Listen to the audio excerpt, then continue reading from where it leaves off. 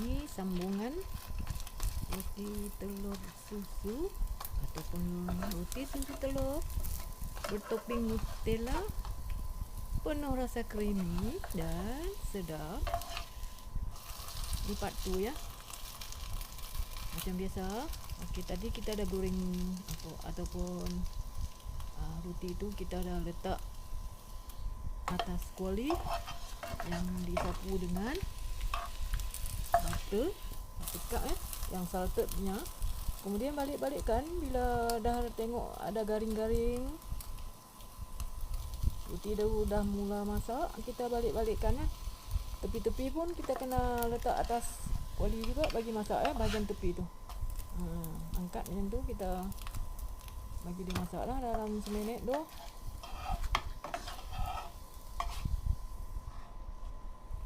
Nak buat ni mudah je, dalam tak makan masa lama lah, dalam 5 minit macam tu dah okey, dah boleh makan lah. 5 hingga 10 minit lah, tengok dia kita punya api tu tinggi mana. Kalau tinggi sangat pun mudah hangit. Sebab butter, benda-benda apa-apa bahan yang kita goreng ataupun pakai butter, dia mudah hangus kalau api tinggi. Jadi api kena kontrol elok. Kalau hangus dia tak sedap lah, dia hangit lah. Okey, kena jaga api elok lah. Api sedang-sedang saja. Okey, balik-balikkan. Bau pun wangi semerbak. Okey, ni dah siap.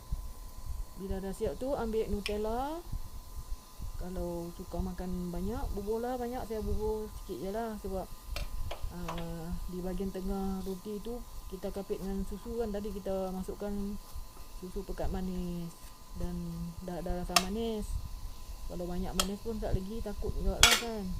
Kan beringat sikit. Kemudian angkat, letak atas pinggan.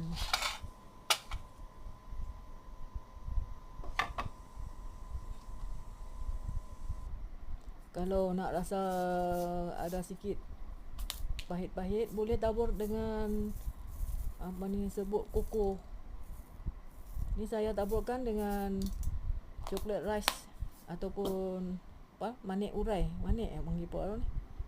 Ni kita tabur dengan ni, dia rasa lagi kukak-kukak lah bila kita makan. Dan sedap ya.